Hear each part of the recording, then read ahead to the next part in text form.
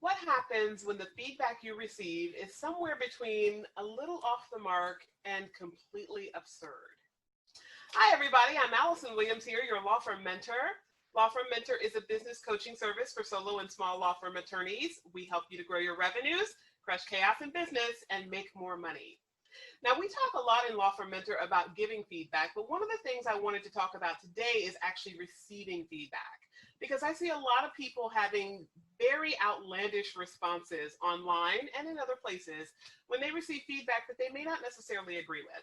So I want to give you some strategies today to actually think about what's coming in and how you can receive it in a way that actually benefits you, whether you agree with it or not.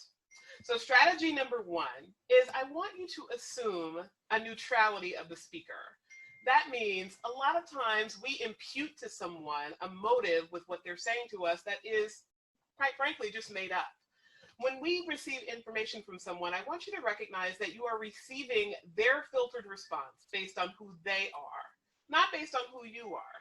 Now, that doesn't mean that the information is false simply because you disagree with it, but it does mean that it's coming from a perspective that is not your own. So you have to accept that a person may be telling you something that they see that could be very insightful, or it could simply be a bias that they have because they don't know you fully.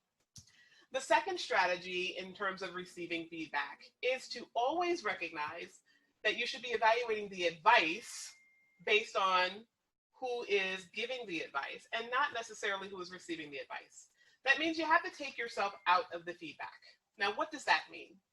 That means that when someone gives you a piece of information, I want you to divorce yourself as the recipient of that information and simply consider the information. In other words, if this advice was being given to a completely different person, not me, not in my business, not who I am, but just the advice, would you hear that advice as something positive? Or would you consider that advice as something that might make sense based on the information that's being provided? A lot of times we are so emotionally attached to what's being told to us that we can't separate ourselves from what we're hearing. So we don't actually hear what's being communicated. We hear stories from our childhood. We hear our last major mistake. We hear all of the things that are running around in our head, that story that isn't true, that voice of knowledge that I talk about sometimes, that's also from Don Miguel Ruiz, who's the author of The Four Agreements, one of my favorite books. We hear those stories about us that are simply not true, and then we give someone else all this power by assuming that they actually wrote that negative story for us and are now giving it back to us. So the third strategy that you should consider when you are receiving feedback is, frankly, to consider the source. Now, what do I mean by that? Well, I have a financial planner. Once upon a time, my financial planner actually filed for bankruptcy, but he's rich now. I also have a nutritionist. Once upon a time, my nutritionist had a weight problem, but now she's very healthy and fit.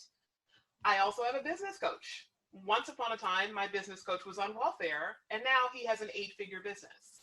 So what does that mean in terms of considering the source?